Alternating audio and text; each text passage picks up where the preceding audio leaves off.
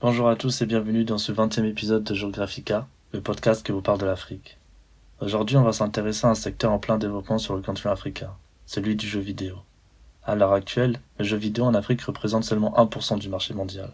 De nombreuses opportunités s'ouvrent donc aux développeurs du continent.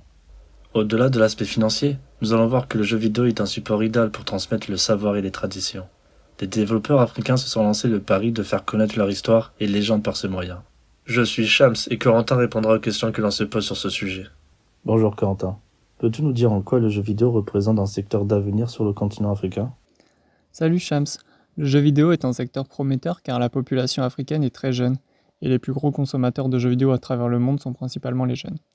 Plus de 500 millions d'Africains ont moins de 25 ans et cette jeunesse est de plus en plus connectée aux nouvelles technologies. On estime que compte tenu de cette population jeune, le secteur du jeu vidéo pourrait représenter à l'avenir un marché de près de 85 milliards d'euros, donc c'est vraiment pas négligeable. L'accès généralisé des populations aux téléphones portables est encourageante dans ce sens. De nombreux jeux vidéo sortent aujourd'hui sous la forme d'applications mobiles et cela rend leur accès beaucoup plus facile à une population de plus en plus large. Aujourd'hui, quels sont les facteurs qui freinent le développement du jeu vidéo en Afrique ? D'après Teddy Kosoko, développeur de jeux vidéo africain, il est très difficile pour les développeurs de vivre de leur métier en Afrique. Pour se rémunérer, les développeurs ont le choix entre faire payer leur jeu lors du téléchargement. Ils peuvent aussi le proposer gratuitement au téléchargement en incluant des publicités ou enfin inclure des éléments payants dans le jeu pour faciliter la progression du joueur. Malheureusement, les subventions de l'État ne sont pas encore allouées à des projets comme le développement d'un jeu vidéo. Il est donc très dur de se lancer en raison de ces manques de financement. Cela tend peu à peu à changer car en 2017, le secteur du jeu vidéo a généré plus de revenus que celui du cinéma ou de la musique à travers le monde. Il représente encore une fois une grande opportunité. L'autre facteur qui freine le développement du secteur du jeu vidéo sur le continent africain, c'est la difficulté d'accès à une connexion Internet de qualité. À l'heure actuelle, seulement 50% du continent africain est couvert par un réseau Internet de qualité, mais heureusement, cela évolue très vite. Certaines zones rurales comme l'Afrique centrale sont couvertes à seulement 25%, tandis que d'autres comme l'Afrique du Sud a plus de 60% de son territoire couvert par un réseau Internet. Et quels sont les pays africains qui consomment le plus de jeux vidéo ?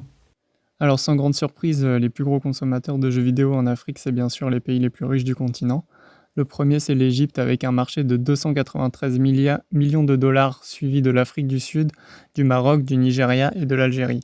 Néanmoins, d'autres pays s'intéressent aux jeux vidéo, des salles de jeux émergent un peu partout sur le continent, comme par exemple dans la commune de Yopungo à Abidjan, où une immense structure a vu le jour dans un centre commercial baptisé Cosmos. Dans ce complexe dédié aux jeux vidéo, on retrouve différentes salles équipées de consoles de jeux vidéo pour tous les âges. Est-ce qu'il y a de grandes compétitions de jeux vidéo entre pays africains ? Bien sûr. Alors, les compétitions sportives d'e-sport se développent également en Afrique. Les récompenses peuvent aller jusqu'à 20 millions de francs CFA, soit un peu plus de 30 000 euros. Donc vraiment des sommes très importantes en Afrique. Le FEJA, Festival de l'électronique et du jeu vidéo d'Abidjan, se présente comme le plus grand salon dédié aux jeux vidéo en Afrique. Il se déroule chaque année à Abidjan, dans la salle de jeu Paradise Game, que j'évoquais précédemment. Ce festival, c'est le rendez-vous annuel des passionnés de la manette. Il permet aux développeurs, mais aussi aux gamers et à l'ensemble des acteurs africains du jeu vidéo de se rencontrer durant 5 jours autour de compétitions et de conférences. Cet événement, il est retransmis en ligne pour les passionnés du monde entier. De grandes entreprises basées à l'international comme Orange organisent également des compétitions en Afrique. L'Orange Gaming Tour, par exemple, a mobilisé plus de 3000 joueurs en 2018. Quels sont les jeux vidéo les plus populaires sur le continent africain ? Alors ce sont les mêmes que dans le reste du monde. Pour la compétition, ça se passe principalement sur les simulations de football comme FIFA ou PES. On retrouve également les célèbres jeux de combat Street Fighter et Tekken. Enfin, pour les jeux de tir ou FPS, les plus plébiscités sont Fortnite et Call of Duty. Les jeux mobiles sont aussi très utilisés pour leur facilité d'accès. Le succès de Clash Royale sur le continent africain, c'est un de ces exemples de ce marché du jeu vidéo mobile. Au-delà de ces grands succès commerciaux dans le monde, des développeurs africains tentent de tirer leur épingle du jeu en créant des jeux made in Africa. Tu peux nous en dire plus à propos de ces jeux vidéo africains ? Bien sûr, alors il y a environ 300 studios de développement de jeux vidéo disséminés à travers le continent.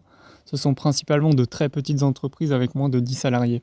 Par exemple, le studio Africatoon en fait partie. Il se spécialise dans la réalisation de dessins animés et il crée également des jeux vidéo. Il est basé en Côte d'Ivoire. Les géants du jeu vidéo comme Nintendo ou encore PlayStation ne sont pas encore installés en Afrique. Néanmoins, le studio de jeux vidéo Ubisoft, à l'origine des jeux Assassin's Creed, avait créé une antenne à Casablanca en 1998 qui malheureusement a fermé en 2016 faute de rentabilité.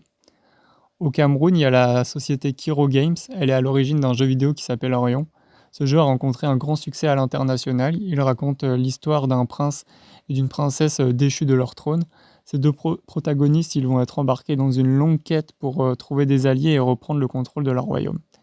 Ce qui fait la richesse de ce jeu, c'est le fait qu'il soit inspiré par une dizaine de cultures africaines différentes.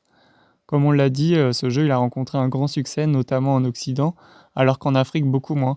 La diaspora elle a fortement participé à sa popularité, et le lancement de ce jeu s'est fait grâce à la contribution de joueurs du monde entier qui ont accepté de donner de leur argent sur une cagnotte en ligne pour son développement puis son lancement. Une des explications de ces faibles chiffres en Afrique, c'est la difficulté d'accès à ce jeu vidéo. Il faut le payer en ligne et le télécharger sur Internet, ce qui nécessite d'avoir une carte bancaire et une bonne connexion. Autre exemple, Kisoro Tribal Games est un jeu vidéo basé sur un jeu de société traditionnel né en Centrafrique, le Kisoro.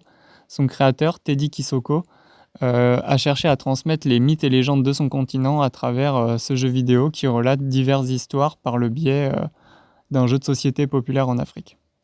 Enfin, un dernier exemple, le jeu vidéo African Heroes de Serge Abraham Tadé est en développement. Ce jeu d'action-aventure suit les aventures de Mbalia Camara. C'est une militante guinéenne tuée en 1955 durant la lutte d'indépendance du pays. Dans son périple fictif, dans le jeu, elle rencontrera différents peuples africains comme les Zoulous ou les Maasai. Son objectif sera de repousser l'invasion de génies maléfiques. Voilà une petite liste non exhaustive de jeux vidéo développés en Afrique. Tu parlais au début des marchés des jeux mobiles sur téléphone. En quoi est-ce plus intéressant en Afrique ?